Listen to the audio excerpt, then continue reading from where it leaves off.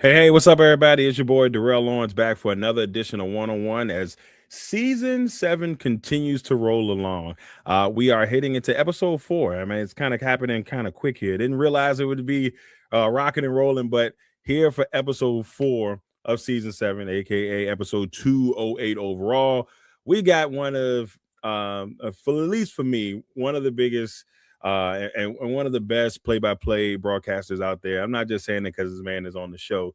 I've had an opportunity to be around him for the last, well, going on 10 years. It doesn't even seem like it, but for 10 years, I've had a chance to watch, learn, and grow from this amazing play-by-play broadcaster. And I've just learned so much about my craft. And to be honest with you, I don't think I'll be anywhere where I would be today without him. And I'm just so excited to have the man, the myth, the legend, Robert Fish, here with us today to talk about his career. Very pumped up about it. We're going to make that happen here. Episode 208 of One on One begins now. One, one, one, one, one, one, one, one, one, one, one, one, one. Welcome to the one-on-one. When it comes to ratings, man, we number one. I get the truth, then I give them the scoop.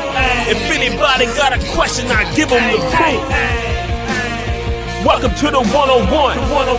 When it comes to ratings, man, we number one. I get the truth, then I give them the scoop. If anybody got a question, I give them the proof. Welcome to One-on-One, a Legacy Maker Sports Network.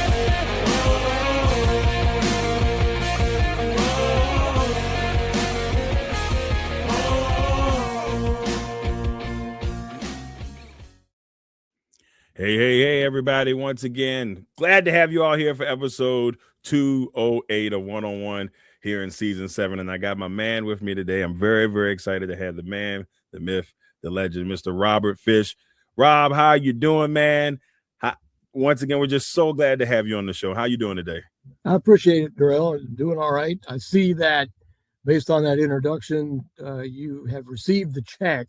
So that's good. Yeah, the check is cleared. So I do appreciate that. Yes, but the money was nice, sir. The money was nice. But yes, once again, glad to have you on, and just can't wait to get in just a little deep dive on your career and just talk about how you got to this point in your career as we speak. With that being said, we got to start the show off the way we start every show off, and that's with the check-in. All right, so Rob, I got to start everything off with the check-in. The check-in is just to check in on you.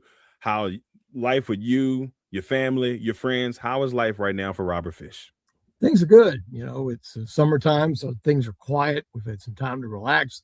Things are going along well. My son's doing his thing at Virginia Tech as a rising junior, so he's an engineering major. You know, my wife's good. We got our health. That's the main thing. I'd say everything is, really good right now, and we're looking forward to, continuing with this good summer time and relaxation before, as you know, everything kicks up here in a couple of weeks. Yeah, it's going to be very, very busy times coming up here in the next couple of weeks, and I know you're ready to get things rocking and rolling. The break is always nice. But it's right. Like, once you get back into the sports juices, it just everything just kind of rolls from there. That's true. The break is good. And you do like that lull, but also at the same time, when you like what you do, like we do, and you do what we do, you want to keep doing it. And you want to get back to it. So, we're ready to kind of get back into things here, at least in a little bit. Not tomorrow, but maybe in a couple of weeks or so. Exactly. It's so funny because you say that you get into a mode. You're so busy. You're always running. You the next event is on your mind. And then when you know that it's getting close to the end of that time frame, you're like, all right, I'm ready for this break. And then the break happens and you're like, kind of miss it a little bit. I kind of miss it a little bit. So, but don't worry, we won't be missing it for so much longer. We got a lot of sporting events coming our way really, really soon. Now, I want to kind of dig a little bit into your passion of sports. I want to know, when you were 7, 8, 9 years old, what made Robert Fish fall in love with sports? What made you, or who made you fall in love with sports? That's a really good question. I guess, I'd have to say my dad had a lot to do with it because in that time at 6 and 7, when I can remember, we would go to sporting events. We'd go see the Braves when they came to town, when they first started, way back in the 60s, in the mid 60s, and we'd go to games there. He would take me to Richmond football games because he was a Richmond Spider back in his collegiate days and did play a small bit of football at Richmond in his early days. So that was his thing. And I guess he got me started in it, and of course I started playing baseball at a young age. So I would say I'd have to give him most of the credit. And then once I got going with it, it was just something that I really was attracted to quite a bit. I'd get in the yard and play. And, when I was growing up, we didn't have video games. You had to do your own thing. A lot of times I'd be by myself. So I'd be out playing my own game with my own bat, my own ball, my own basketball, my own football. And not only that, but I would also kind of be announcing the game as I went along.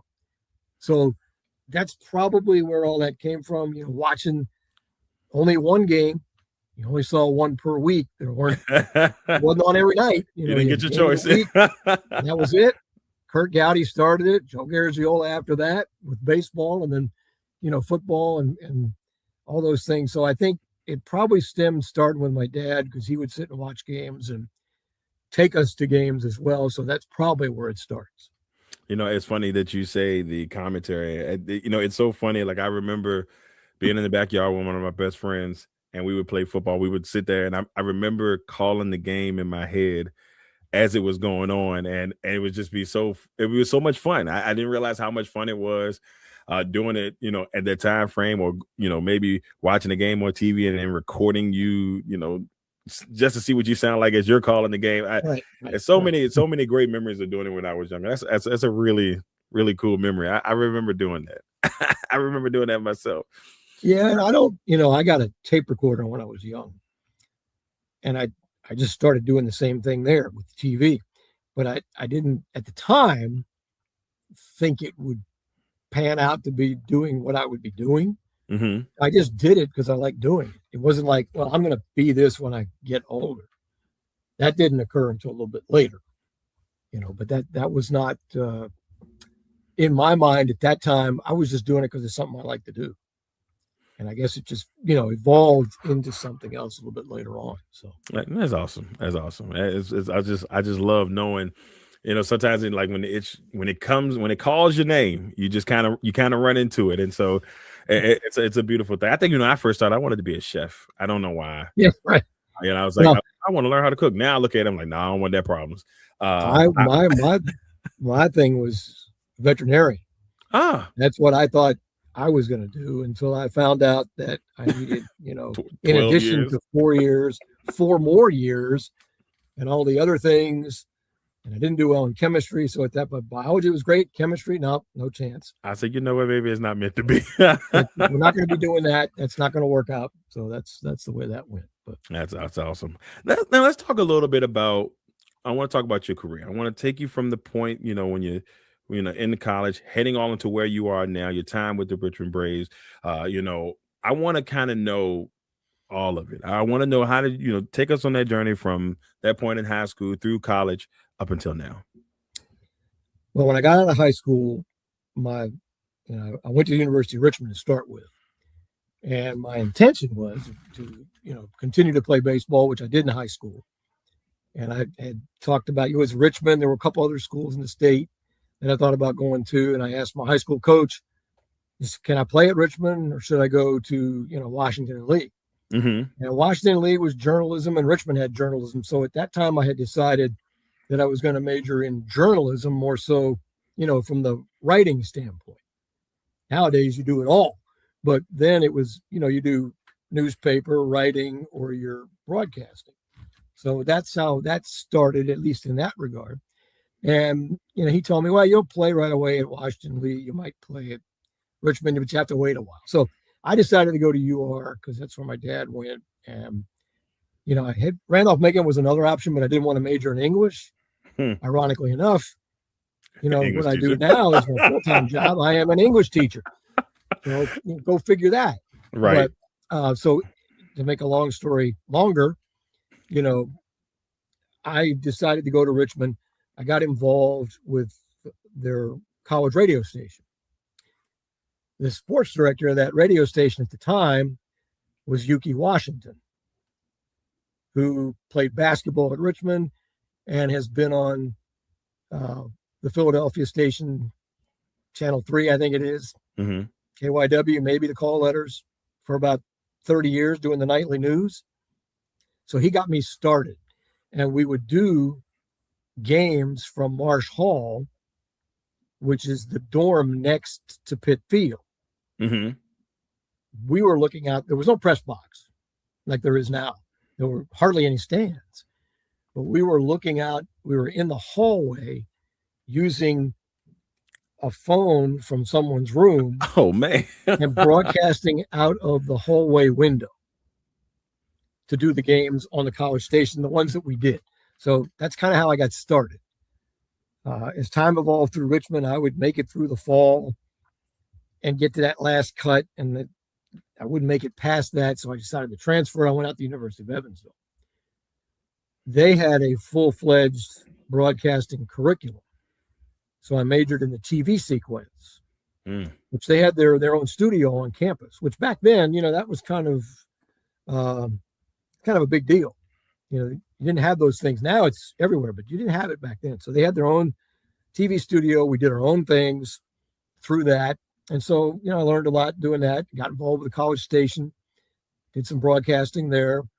And, again, did some baseball games, but I got to do football as well and girls basketball with that college station. So there were a lot more opportunities.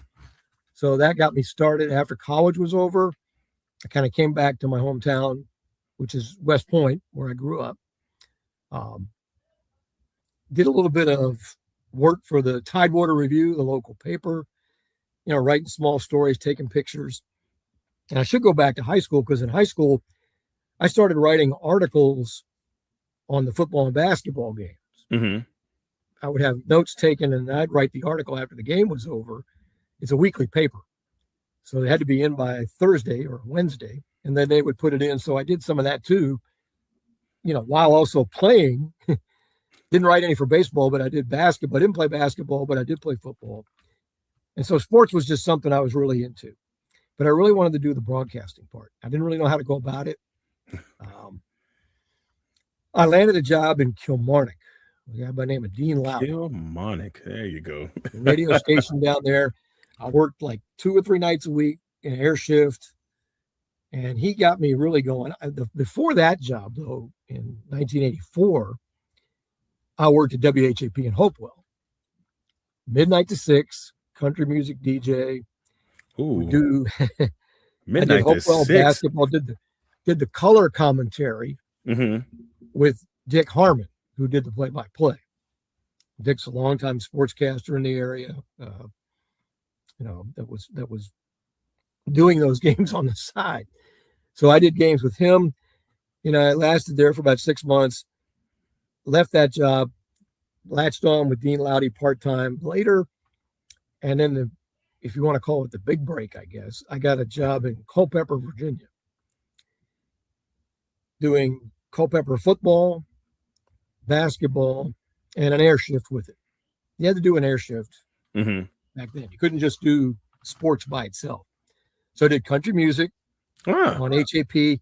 This was more contemporary on this AM station, but also got to do football and basketball. And I used to pattern my opens, the recorded opens, after what Virginia did. When you put the music bed down, you do a long intro, you play a cut, you say the game's coming up next, that kind of thing. And so I got to know Warren Swain, who was Virginia's radio announcer, who passed away a couple weeks ago. Just learned that news. I got to know him through that job. I got a chance to go do baseball, which is really what I wanted to do. While I was working in Culpeper, I went up to I went up to a Mets Expos exhibition game, rather. Expos in RFK. Yeah. It was April 4th. Back then, the season didn't start in March, and it was snowing. And I sat up atop RFK with a tape recorder, and I did like 5 innings into a tape recorder because I really wanted to do baseball. And Right. this was a game where, Sid Fernandez was pitching. I got a pregame with Davey Johnson.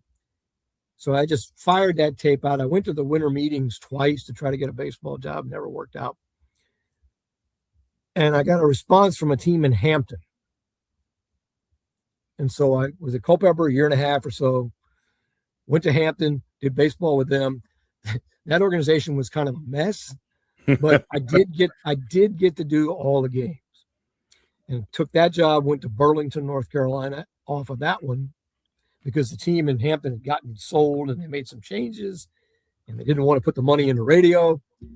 So after that, come back to Warren Swain and Virginia, during the baseball season in Burlington, I gotten, ironically enough, my mom had seen an ad in the paper that Virginia was, or WINA, was looking for someone to do this, and this. Assistant sports director, women's basketball, pregame, postgame, sideline for football, all that. So I called Warren because I had talked to him before. And he said, well, get something in the mail. So I overnighted a tape. Mm-hmm. Next thing I know, he called me back like the next day. I didn't even go there to interview for the job. He said, we want you to come up and start. Can't beat that. Like, and I finished the baseball season first. No, because we're playing Notre Dame in the kickoff classic August 28th. And I need you there for that. Say less. Okay. I guess I'm going to go to the game. Sorry guys, got to go. And I didn't like doing that, but that's kind of how that went. Yeah. And so I told myself when that happened, I said, I won't go. I love doing baseball, but I'm not going to go back unless I can, just do baseball and not have to do sales and all the other things. Right. So I was at Virginia for 6 years. Things changed there. And I started working down here with Gary Hess part-time at VNN. And I actually did, when Steve Stewart, who's with Kansas City Royals now, he went to a wedding, I think. And Mike O'Toole called me and said, can you come down and do 3 games for Steve while he's out this weekend? Said, yeah, sure. Come to find out later at the end of that year, Steve didn't come back. And I had those 3 games on tape. And I just told Bruce Baldwin, I'm interested in this job if you. Yeah. And I think it came down, from what I understand, it came down between me and Don Orsillo. Don, of course, now is, a major network, San Diego Padres, does the game of the week sometimes on some of these. And there were some reasons why Don ended up in Pawtucket. I ended up here. And then I stayed here until the Braves left. And since then, I've been doing freelancing. Bob Black's been, I worked with Bob at 910 when I was doing the Braves job. Because I'd work 6 months at 910 and then work 6 months with the Braves. But Bob and I would work together doing the shows, hosting when we had the talk shows back then. And thanks to Bob and the Richmond people, I've been able to come in and started doing women's basketball. Now, of course, with all the games they do on TV, when Bob does the TV, I can slide over and do the radio. And, I've been able to keep my hands in it. But during that time, I had to find something full time. That's when I went and pursued the teaching license.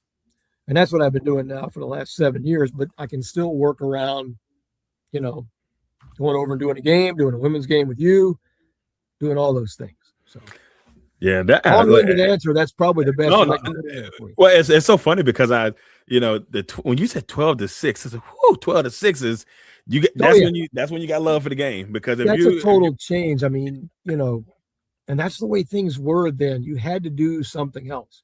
You weren't just going to get paid to go broadcast a Hopewell Day. I mean, you get paid for it, but that's all you were going to do. Right. And you had to do something else. You couldn't just be a sports guy like you can now. Yeah. Now you can do that. And the other aspect of that is, but when you were in those small markets, and Hopewell's, not a small market, but it is in the business per se. Mm-hmm. You got to do something else. So the job was 12 to 6. That's AM, midnight, Yeah, you said doing midnight. the overnight shift. Ooh. And, I had to adjust the schedule there. I wasn't used to that. I'd come home, sun's still out. It's 8 o'clock in the morning. I had to figure out, how can I sleep? How can I make this work? What can I do to make it work? Because it was hard to figure out, I can't stay up all day. How do I get, so it was really hard to, I stayed there for a little while. Then they moved me into news in the afternoon before I decided to do a couple other things. But that was an adjustment. Yeah, it had to be. As soon as you said, I said, yeah, I don't know if I'd have been able to. I'm not gonna say I wouldn't have been able to. I definitely would have taken some time. I worked overnight at one job, and I knew me. I'm not a good daytime sleeper. Yeah, So right. I already knew, like, as soon as I if I didn't have, I had blackout curtains. I don't even know if they were a thing at certain points, but if I'd have been a little bit smarter, blackout curtains and then just go to sleep then. But it was just so hard for me because I think mentally I just knew that it was daytime, and I'm like, Right. it's daytime and you're asleep, and then it's like when you wake up, you sleep and it's dark, and you go to work and it's dark, and I'm like, where's the light?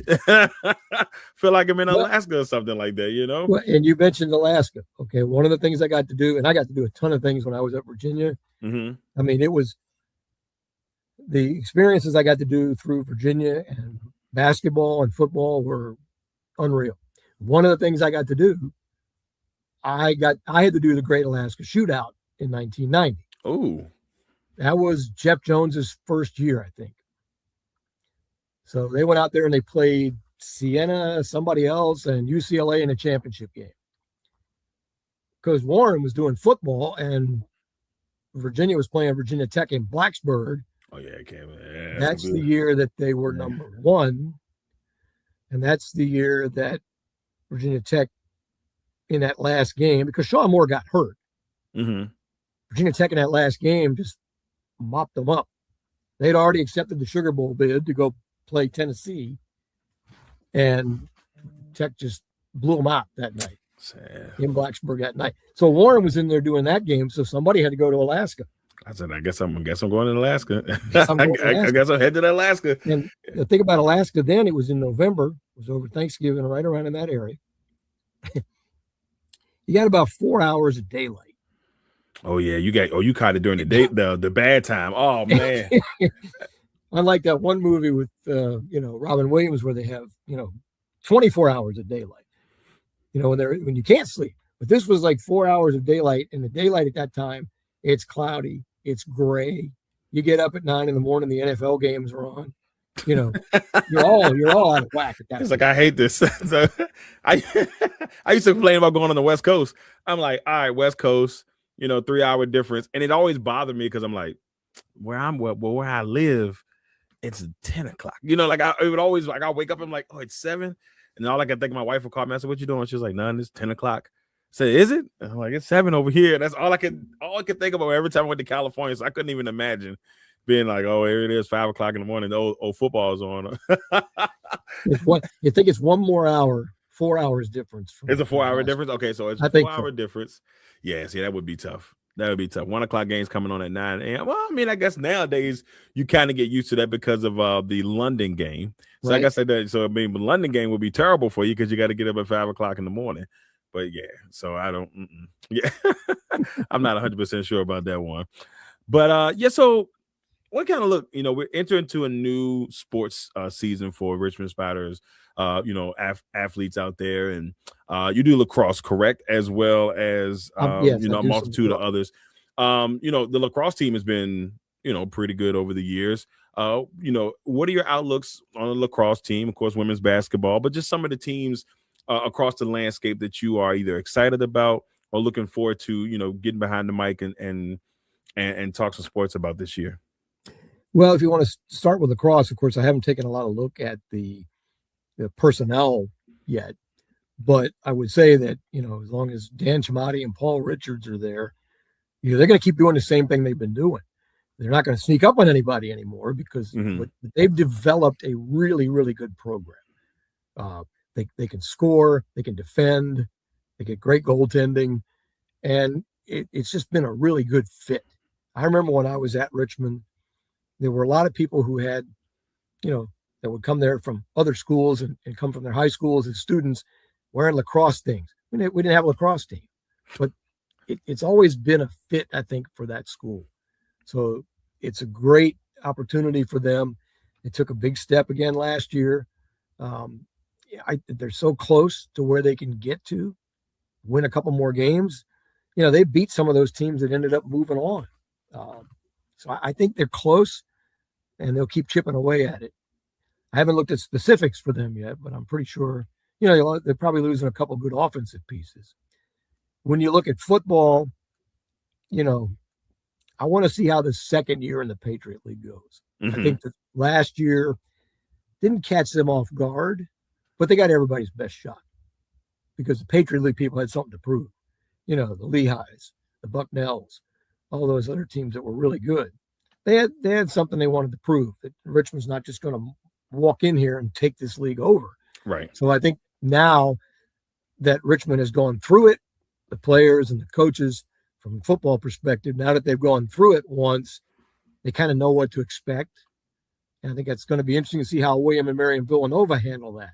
Right. Going through it for the first time themselves. Is it going to affect them the same way?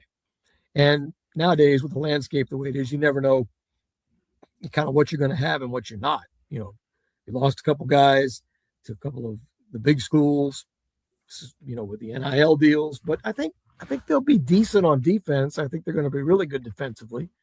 And it's just going to depend on what they can do on offense. Basketball is kind of the same way. A whole lot of new faces. Mm-hmm. Seemingly got a lot of good guys from what it looks like. But, got to figure out how they're going to mesh together and how they're going to play. From what I hear early on, it seems that they're excited about it. And you'd hope they would be, obviously, right? Mm-hmm. But I think, it's just like anything else. How are they going to mesh? Sometimes we've seen this where in these last couple of years, some of these guys come in, they mesh really well, and then some of them don't. We'll see how it goes this year. Obviously optimistic to see what happens and look forward to that. On the women's side, everything's new, right? Everything. Yeah, it's gonna be different. We don't know what it's gonna be different. It's definitely gonna be different. We don't know what the system is. We don't know. We knew what Aaron was going to do. We knew what the players were going to do, but we're not sure how this is all going to fit in. It seems like they got some good, decent players that they brought in, but again, we're going to have to see how it pans out. Yeah. So it's kind of hard to tell, but it obviously looking forward to getting in and calling some of the games. Always looking forward to that, no matter what. Exactly. I was told a story a long time ago. Dave Van Horn, who does did the Marlins. I think he's retired now. He also did the Richmond Braves years ago. Richmond Braves with Frank Soden, and Dave went to the Montreal Expos from there. And then when the Expos ended up in Florida, he ended up in Miami. I was in the booth one day just visiting up there, talking to them. And he told me a story about he was in, Montreal was going through a terrible season. And they were playing the Cardinals, and Jack Buck came in the booth, and they were talking. And Dave was bemoaning the fact about this bad year and blah, blah, blah. Jack stopped him, reached into his pocket. He pulled out a wad of $100 bills, put it down on the table. And he said, you know what? That's why we do this.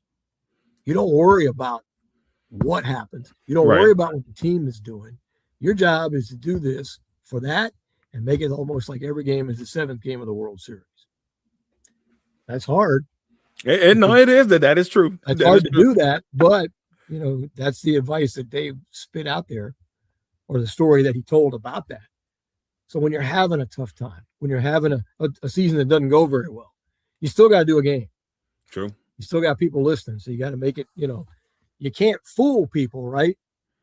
With what you're saying, you can't try to trick people, but you at least have to approach it with enough enthusiasm to make it, sound good for that night. It's just the one game, and you do the game and you wait and do the next one. So yeah. I mean, and that's 100% true. I mean, we're seeing some very interesting times. I mean, like I know with women's basketball, it'll be the third coach since I started covering the team, which was in 17. So I'm like, wow, on coach number 3. When we've seen the ups and we've seen the downs in that time frame, so it's going to be exciting for something new.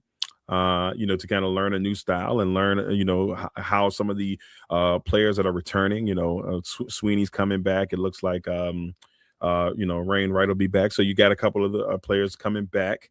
So I'm just interested in how they will intertwine with the newer players. And I saw some of the names of the newer players. We're going to have a very interesting time. There was a couple of them. I said, "Ooh, that one gonna be a doozy." So I'll let you say it first. Of course, I'm color, so I'll let you say it first, and then I'll just kind of go from there. Our fantastic athletic information department. Yes, all of our people there. Yes, give us the pronunciation before I even try to go anywhere. They're gonna hook us up. They're gonna put us in a really good place. I'm still gonna probably mess it up because that's what I do. So. Right there. Once I get it in my head, I'm not gonna, I'm like, no, it's not this, it's that. I'm pretty sure it's this, but we're gonna go with that. All right, now, Robert, are you ready for the Robert Fish edition of Quick Ones? Sure. Let's try it. See what happens. All right, let's get it started. Here comes Quick Ones.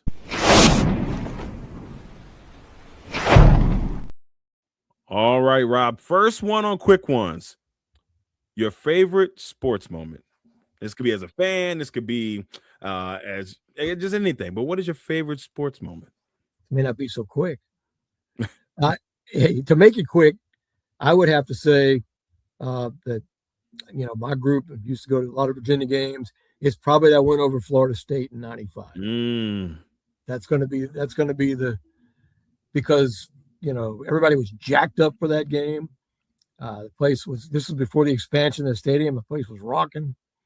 And, Virginia was up like 33-14 in that game. And Florida State came roaring back and they stopped them on the goal line. So I'm going to have to go with that for that. It's a pretty good one. Now, I was a kid I remember watching that game. And just like, oh man, I think Virginia was undefeated at the time, if I'm not mistaken. And I remember just hoping that they would beat them because Florida State was becoming this powerhouse. So I remember watching it and just being so excited that they got the win. Now I did get to see the quote unquote part 2 that happened a couple of years ago. I got a chance to be on the field for that one. And it almost ended the same way, but it had some similarities with Virginia stopping them at the 1. And I was just like, I cannot believe they were able to pull this off. But and then I think last year they had another thriller, which I didn't get a chance to go to last year's thriller. I was so mad at myself. I had a high school game that night, and I'm like, I'm missing out on I believe me, I enjoyed my high school game, but I was missing out on something special in that one. Yeah, those moments happen sometimes. Yeah, just a little bit. So we go from favorite to worst. Give me your worst sports moment. Wow. Yeah, I know it's probably a couple of them in there. Worst sports moment. Yeah.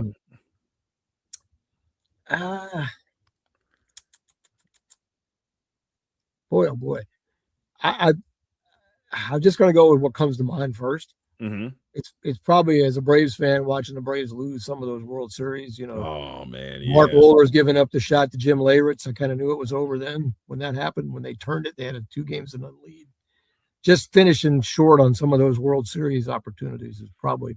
So it's more than one. It's a group thing. Right. Lost to the Yankees, lost to the Blue Jays.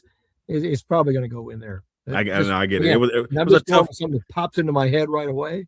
Because I can sit here and think of a whole bunch of them. It's like a tough period between that was at 91, 92 to about 97, 98. Yeah. Yeah, so just the 90s in general. You got to sneak one in there. So that part was good. That part was good. Next one. Who's your favorite athlete of all time? Favorite athlete of all time? Boy. Whew. That's a tough one. Because, you're looking at different sports, obviously, and different things.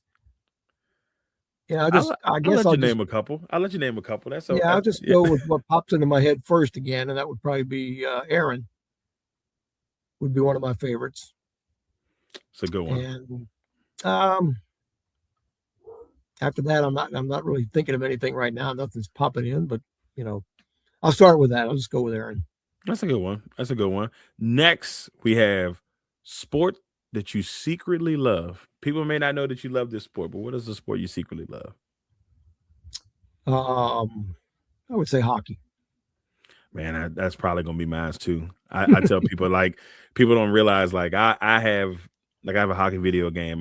People was like, "Well, you're a hockey fan. Who do you like?" And I said, "Well, Quebec." And it's like, "You like Quebec?" And I'm like, "Yeah, I'm a Quebec Nordiques fan. Well, I'm an Avalanche fan now because of that." But Yeah, they was because like, "Well, that's how do where you?" Quebec They was ended like, up. "Well," they was like, "How do you like Quebec?" And when I tell people the story, they laugh because I'm like, "Well, I was 10, right?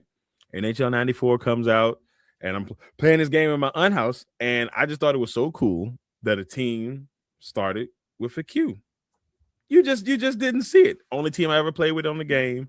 I knew all the players, Ron Hextall, and then they had Sadine, and throw a little bit of Sackett in there, and it just kind of went into there. And the next thing you know, I think it was like maybe like a year or so later, they had a new game, and they weren't on the game. I'm like, yo, where's Quebec? Had no clue. Kind of find out they went to Colorado. An Avalanche fan. I've been an Avalanche fan ever since. Almost 30 years of being a Colorado / Quebec Nordiques fan. So yeah, I feel you on that. That hockey is that secret one that people are like. You really like hockey? Yes, yes. Playoff hockey, amazing. You can't beat playoff hockey. So I'm right But there. I was lucky that one of the guys I went to Evansville with, uh, he played hockey, Mm-hmm. and as I got into it with roller hockey first, and then when I bought the outfit and I learned how to ice skate, and I actually played some here in Richmond when we had the ice rink Mm-hmm. over in Short Pump, which is still there now, but it was a double rink before that. You could go in and do pickup game, be Mm-hmm. 10 o'clock at night, pay your money to go in and play with whoever was there. So I got to play a little bit of it. I wasn't great Yeah. at it, but I enjoyed playing it. It was fun. So yeah, I do like it a lot. I actually got to cover it when I was in Culpeper because I had a pass to the Capitals Oh, yeah. That'd have been when nice. That'd have been when they nice. had Mike Gardner, Larry Murphy, Dale Hunter, that group. Yeah. So I got to go to a lot of games, That's a good deal. That's a and good and deal. I'd have to go on my own. I'd just drive up there back in the old Pass and Camp go Center away. days. Yeah, I think it's funny because like I've been a hockey fan for 30 years, and I finally got to do my first game this year. It was my first ever game back in March, and I just smiled the whole time. It was, so Colorado was coming into town. I've been saying for years, I'm going to this game. I'm going to this game. Colorado's gonna come in town. I'm gonna go to the game. I said it for years, never went. But this year, it just kind of worked out. And I said, you know what, I gotta take a I just gotta go. And it was great. They won in overtime. So I was like, yes, they're 1-0 when I'm in the game. So if I never do another Avalanche game, I'm set because they're 1-0 while I was there. Next one. We got two left doing quick ones. All right. Give me the greatest game in your opinion that you've ever called. And if there's a couple, but is there one that just sticks out to you that is the greatest game that you feel like you've ever called? That I've ever called. Let me see. I called I guess it's going to have to be this one, even though there's probably a few of them, but Mm-hmm. I called, I think it's 92, the Virginia-Tennessee National Championship game on the radio back in Charlottesville when Virginia lost in overtime. Had the lead and Tennessee tied it. That's probably, for a number of reasons, probably for me, the greatest one I've ever called. I got to call the Governor's Cup winner for the Richmond Braves, Mm-hmm. In their last few years here when they hadn't won a Governor's Cup for a while. So that probably falls in there. But I would have to put those two at the top of the list. Yeah. I went to the very last Richmond Braves game. Uh that now, and it's so funny. I had won tickets on the radio. I was at work and it was like, hey, we're giving away our last tickets to the Richmond Braves game. And the question was, it was something about Martin Luther King, and it was like, who did I drink? Man, I called so fast. I don't know how I got through so fast as I did, but got through. One, I think they gave me like 4 tickets to the game, so it was cool. So I was at the very last game. I almost got hit by a foul ball too. That was something I wasn't expecting, but it almost went down. It's good it was just a foul ball with the stuff that Um, was going on with that stadium to yeah. handle. I was so scared. I'll never forget. I was walking, and next thing you know, you hear bing. I turned around, the ball dropped right beside me, and I wasn't paying attention. I went to go get food for my wife, and we were only married for like 2 years then. It was just a pow. So woo. I said, you know what? I'm gonna go sit down. This is not this is not what I needed to be. Last one. Here's the fun one. You're putting on a comedy show. All right. You get to pick 4 comedians to be on the show. Who's going to be your opener? Who's, in the middle? And who's going to be your headliner, the last person to go on? 4 comedians, your choice. Dead or alive, doesn't make a difference. Who are you picking to be on your comedy show? This is the Robert Fish Comedy Show. Okay. I tell you what, I'm not going to take all 4 of them because the guys on Whose Line Is It Anyway? Yes. Wayne Brady. They're all fantastic. Yeah. I mean, Ryan Stiles, Wayne Brady, Colin Mockery. I can't pick all of them. I'm not going to pick all of them because I got one more guy I want to put in there. If people haven't followed him, it's a guy by the name of Brian Regan. If you're not familiar with Brian Regan, you need to look him up. The guy is hilarious. Absolutely hilarious. So, I mean, you can't leave guys like Eddie Murphy out. You can't leave, George Carlin, Richard Pryor, those. I know I'm picking more than 4 here. Yeah. But I'm going to leave Regan at the end. Okay. Because, he'd be the last guy. And I know a lot of people may not know a lot about him. Do a little search on him. Watch his Netflix show. Okay. I mean, he's hilarious. I think he's hilarious. Others may not. So this is how we're going to do it. So it works. So the opening act is the crew, ladies and gentlemen, as a unit. The Who Line Is It Anyway crew, and then we got what you said, Eddie in there. You also got I put Pryor and Carlin, and Carlin in there, and then we throw Regan in. Like that works out. See, that's the way you get to everybody in the show. They come in as a group. Because like you say, if you can't pick just one of the 3 Stooges, you pick a group. You pick the 3 Stooges as a whole. That works as an act. Yeah, those guys have to be as a group. I mean, they're just unbelievably funny. And my wife can't stand it. I watch it. She can't. I love 3 Stooges, man. I'll go sit in the other room. Just cracking up. It's so funny. I mean, it came out in 1930s, 1940s, and still to this day, I can sit and watch, and I'll be still cracking up. Watching the 3 good comedy, no matter what the situation is, will always make you laugh. And it's so funny. Like it's almost 100 years old. And it's like, yeah, but these guys are legends. Like they're in my echelon of comedians. I love the 3 Stooges. So tell your wife, just like, I'm gonna go in the other room. It's okay. You don't mind me laughing for a few hours. Right. That's it. All right, everybody. That was it for the Robert Fish edition of Quick Ones. We're gonna finish this up the right way with Leave Your Legacy. All right. First of all, before we get into the final segment here, I want to just say once again, thank you, Robert, for coming on, my man, and joining me for this. And I know that I said a little bit at the beginning, but I truly meant what I said at the beginning. Like, when I started doing this, trying to get into the sports world and grow back there in 2017, and me and Blaine talked about this last week on the show about how, some people you think in this industry that people may gatekeep and they may not want you to grow because there's so many limited spots. And that's how I thought when I first came in.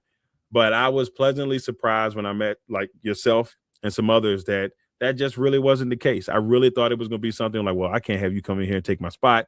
I can't have you come in here and do this and that. And you guys, yourself, Bob Black, Blaine, Craig, just everybody at Richmond has been so kind to me. And I can't believe this year is going to be like the 10th. I'm going on close to the 10th year, but I just know that for me, it's always been a pleasure. And like, I truly, truly, truly appreciate it because I learned a lot from all of you. I just truly appreciate it. You could have easily been like, get away from me, kid, scram. That's what I said to Blaine. Like, scram, get out of here, kid. I don't have time for this, but you didn't do that. And so I'll be forever appreciative. Well, we all need somebody, right? I mean, nobody gets anywhere in this business without some help. And, I had my share of help, people helping me. Frank Soden was one person that, would stick up for me. And, I could send Frank a tape and he'd listen to it and send me stuff back and he'd try to help me do this and do that.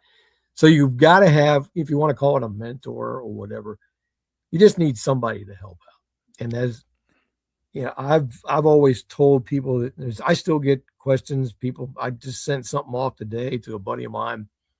His nephew wants to get into this. Mm-hmm. You know, I don't mind talking to people if I can help. Great.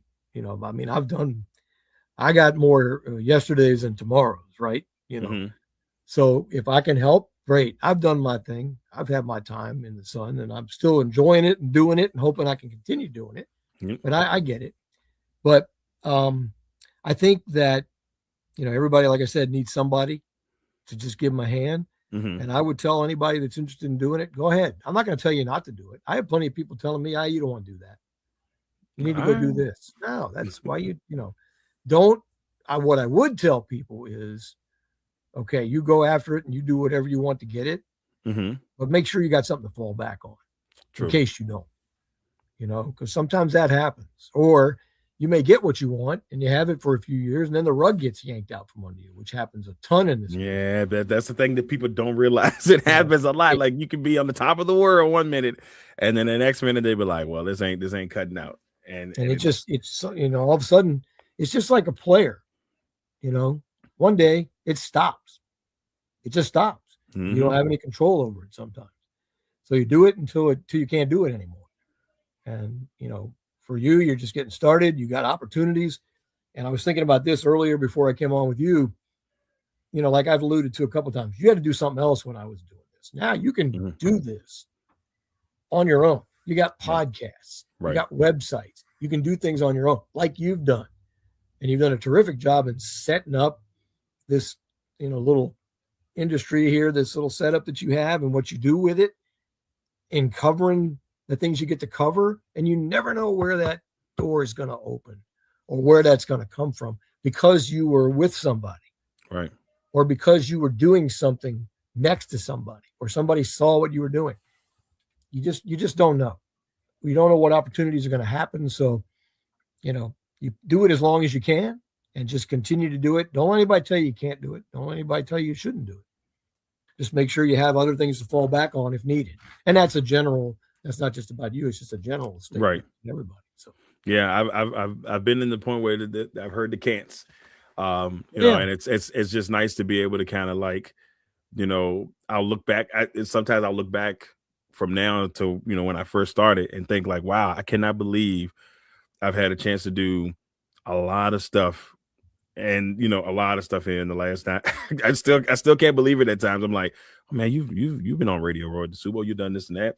And sometimes I'm baffled, every time we do a broadcast together or we're on there, I'm like, it's ESPN, like when you're a kid, all you talked about was, I want to be on ESPN one day, and, when it happened the first couple of years ago, when we did the Little Liberty game together, and I said to myself, I still can't believe it. I have the picture on the background of my computer of me and you doing that game together, and I always keep it on my computer, and it's just like I always go back and look at it and be like, I cannot believe this actually happened, even though I knew that's what I always wanted to do.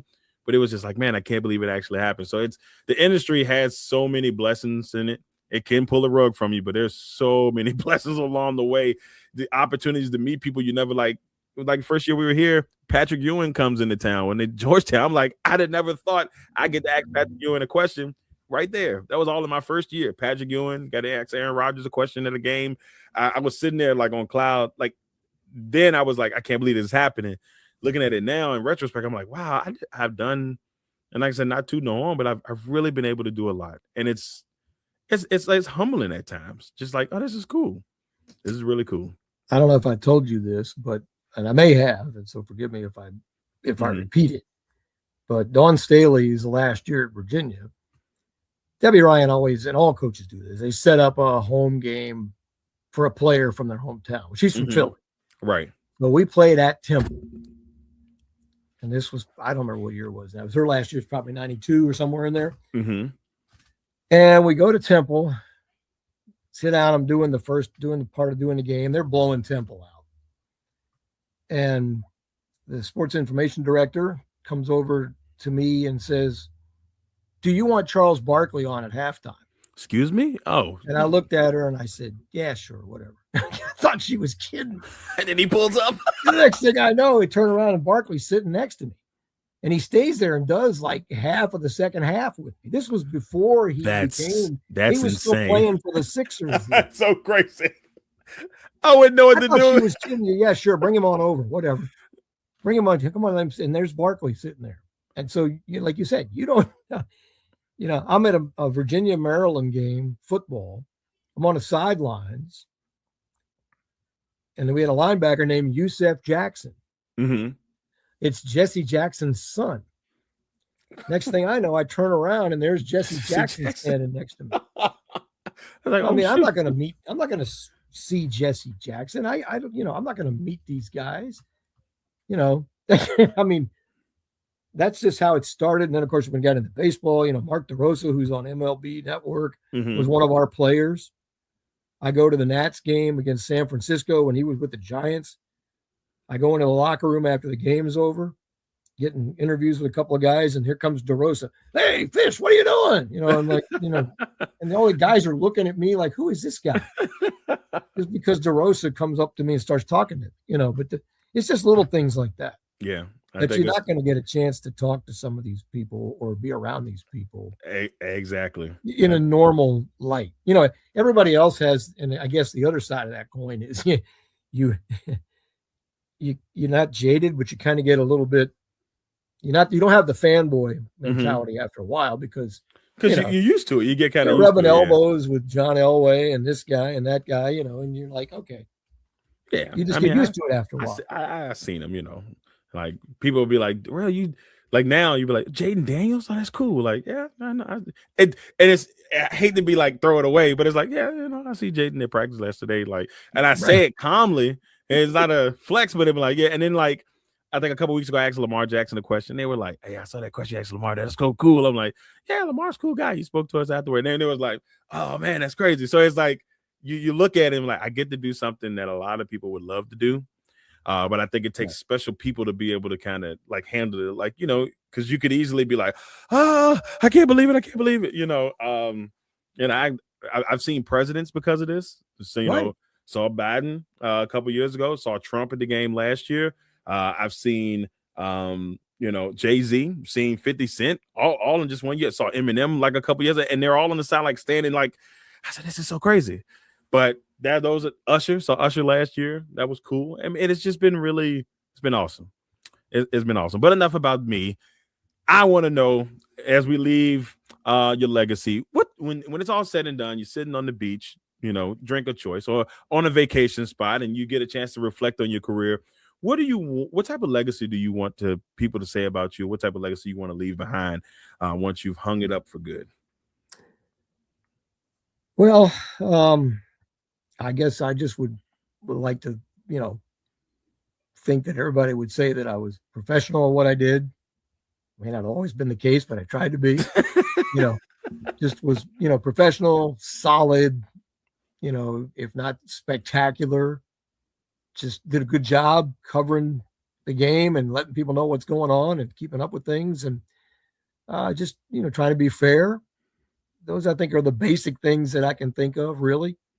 Just to say that, they just enjoyed something when I was doing it. And that would probably be the biggest thing, is to make sure that, everybody enjoyed it as much as I hopefully enjoyed it. And hopefully I could portray that. And that's not always easy, but I would think those would be the main things that I would think about.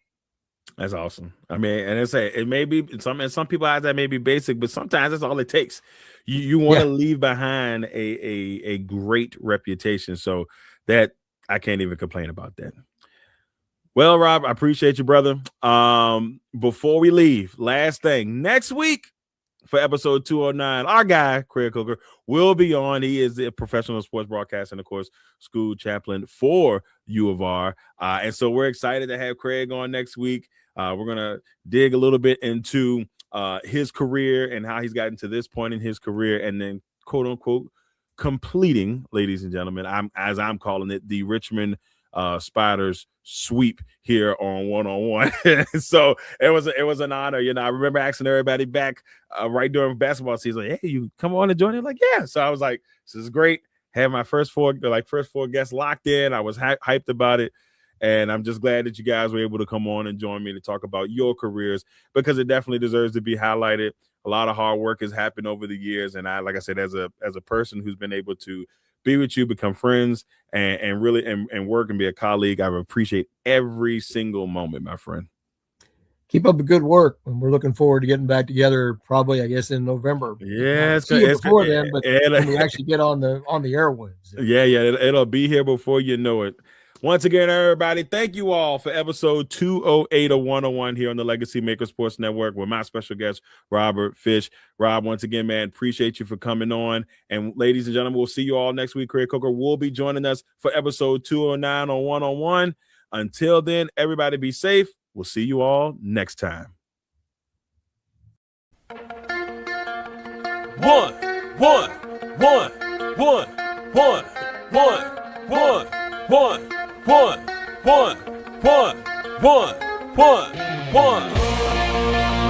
Welcome to the one-on-one. When it comes to ratings, man, we number one. I get the truth, then I give them the scoop. If anybody got a question, I give them the proof. Welcome to